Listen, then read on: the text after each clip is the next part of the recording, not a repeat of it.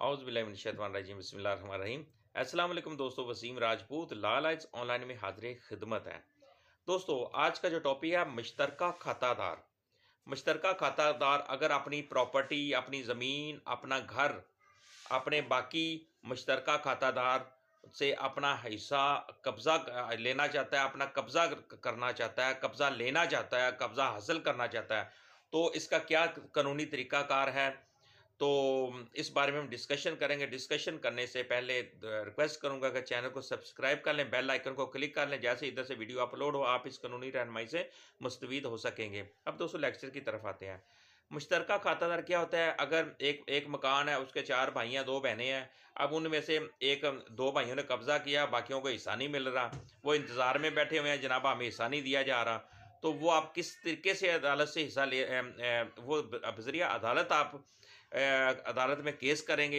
ये हिस्सा आप दोस्तों जब भी आपने कब्ज़ा अपना लेना है वो तकसीम के थ्रू ले सकते हैं। तकसीम के बगैर आपको कब्ज़ा आप नहीं वसूल कर सकते। वैसे खातादार जो मुश्तरका जो मालिक होते हैं ना किसी मकान के, ज़मीन के, वो ज़मीन के चप्पे चप्पे के मालिक होते हैं, लेकिन आपको कब्ज़ा आपका नहीं है, आपके बाकी भाइयों का आपका कब्ज़ा नहीं है, तो आप किस तरीके से लेंगे? उसका तरीकाकार ये है कि आप बज़रिया अदालत वो कब्ज़ा ले सकते हैं। आप अदालत में केस करेंगे तक़सीम जायदाद का। अगर रेजिडेंशियल है तो अदालत में आएंगे, अगर ये ज़रई रकबा है तो फिर आप तहसीलदार को एप्लीकेशन देंगे। ये तरीक़ेकार तक़सीम के बगैर आप कब्ज़ा हासिल नहीं कर सकते, क्योंकि कब्ज़ा उनका है। और इसी तरह उसमें क्या होगा, अदालत दूसरी पार्टी को नोटिस करेगी, बताएगी जनाब ये इनका हिस्सा बनता, क्यों नहीं आप दे रहे, तो वो पार्टी भी अपना वकील करेगी, तो वो उसमें लोकल कमीशन जाएगा। अगर वो प्रॉपर्टी पार्टीशनेबल हुई, तकसीम उसकी हो सकती है, तो उस सूरत में वो प्रॉपर्टी जो है वो लोकल कमीशन लिख देगा, जनाब ये इतनी इतनी प्रॉपर्टी है और इनको एक एक दो दो मरले दी जा सकती है, वो अपनी अपनी अलग अलग बना सकते हैं।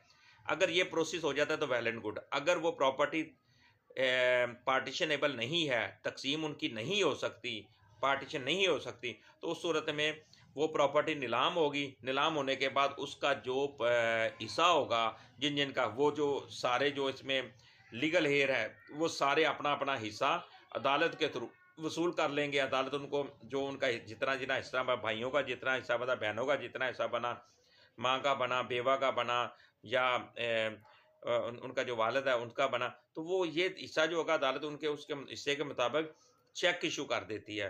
वो चेक का बज़रिया अदालत ये वसूल कर सकते हैं। बात करने का मतलब यह है कि मुश्तरका खातादार से घर हो या ज़मीन हो का कब्ज़ा लेने के लिए, हासिल करने के लिए आपको मुश्तरका खातादार से सिर्फ़ और सिर्फ़ कब्ज़ा सिर्फ़ और सिर्फ़ तकसीम के ज़रिए ही आप ले सकते हैं, जो कि अदालत के थ्रू आप ये केस करेंगे।